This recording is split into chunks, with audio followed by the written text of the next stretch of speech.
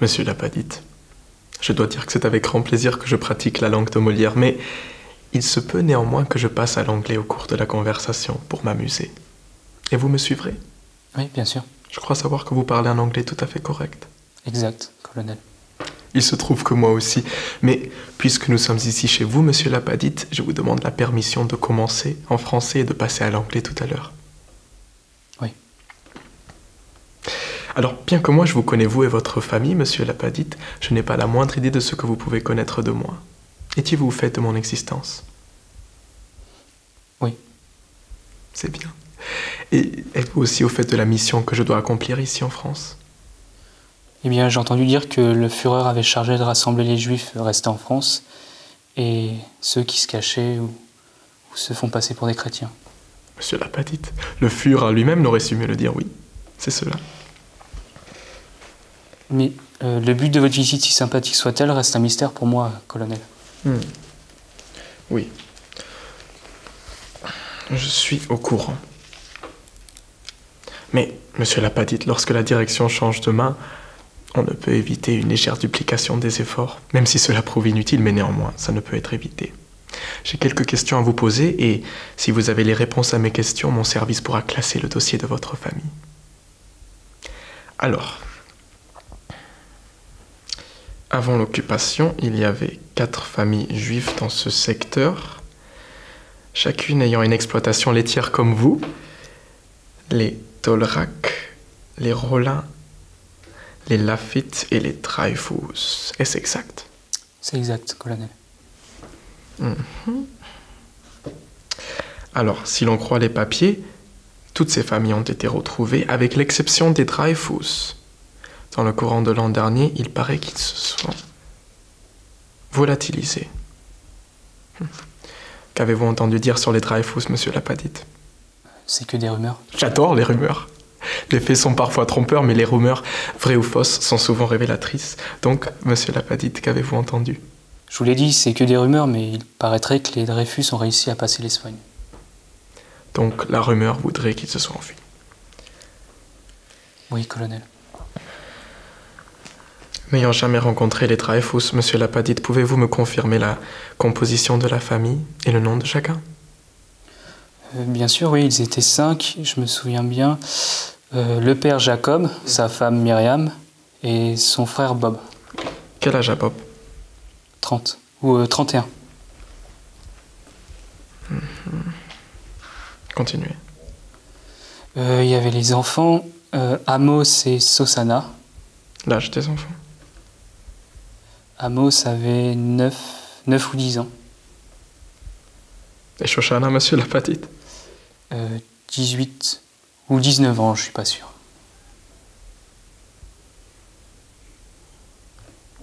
Bon. Eh bien, ça devrait aller.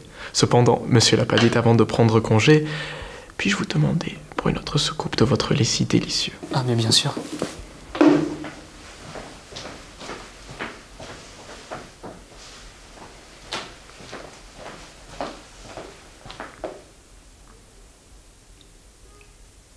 Merci.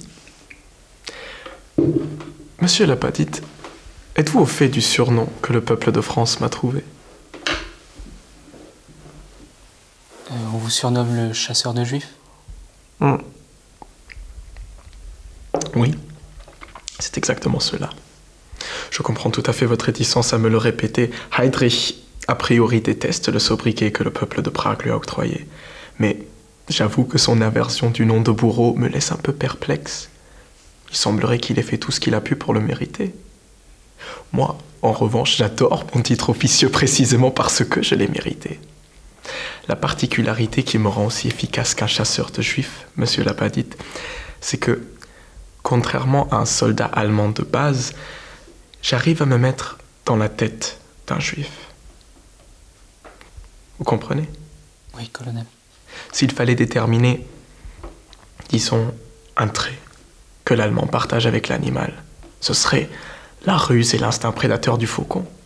Mais s'il fallait déterminer un trait que le juif partage avec l'animal, ce sera celui du rat. Vous en convenez, monsieur Lapadite? Je suppose que oui.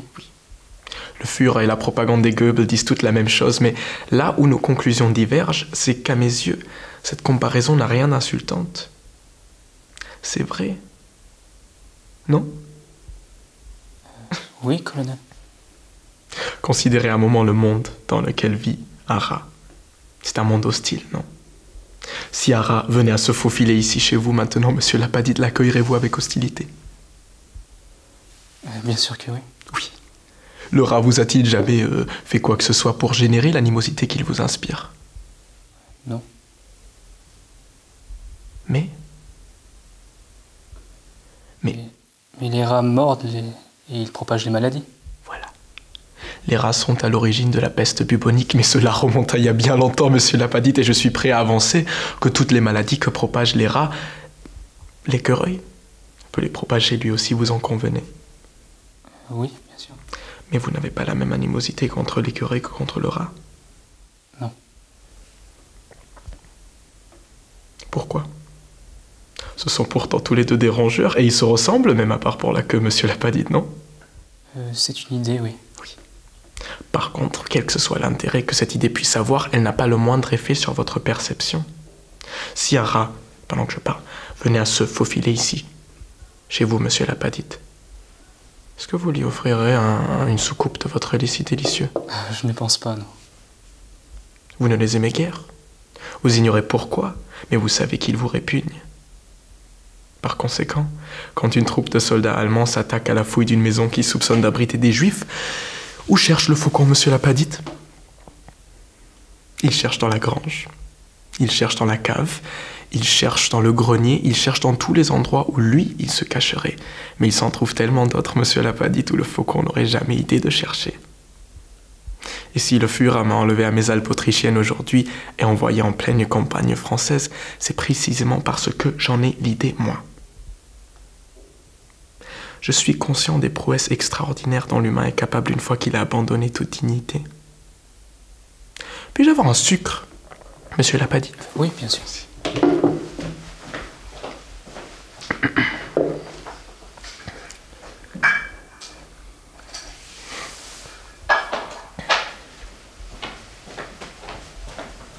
Merci. Tenez, colonel.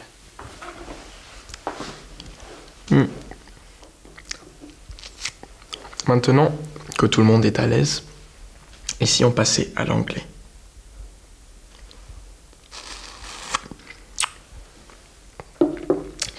I need your house to be thoroughly searched before I can officially cross your family's name off my list. And if there are any irregularities to be found, and rest assured, there will be, Monsieur Lapadite. That is, unless you have something to tell me now that will make the conducting of a search unnecessary. And might I assure you that any information that you can give me that will make the performing of my duty easier will not be met with consequences. Actually, quite the contrary, Monsieur Lapadite. It will be met with reward. And that reward will be your family will cease to be harassed by the German military in any way, shape, or form.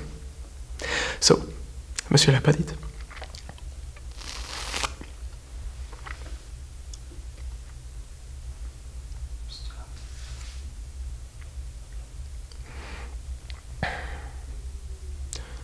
You're sheltering enemies of the state, are you not? You're hiding them underneath the floorboards, are you not? Point out to me again the areas where they're hiding.